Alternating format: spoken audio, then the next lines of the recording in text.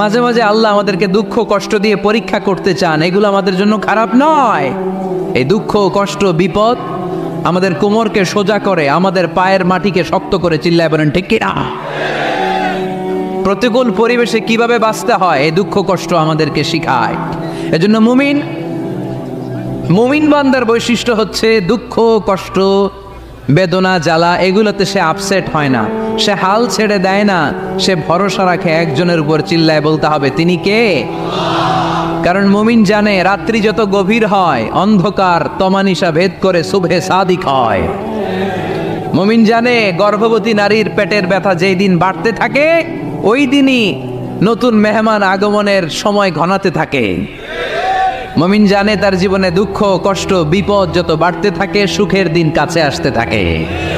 এজন্য মুমিনের হারাবার কিছু নেই। ফা ইন্না মাআল উসরি ইউসরা, ইন্না মাআল উসরি ইউসরা। নবী হে, কষ্টের পরেই আছে আনন্দ, দুঃখের পরেই আছে সুখ।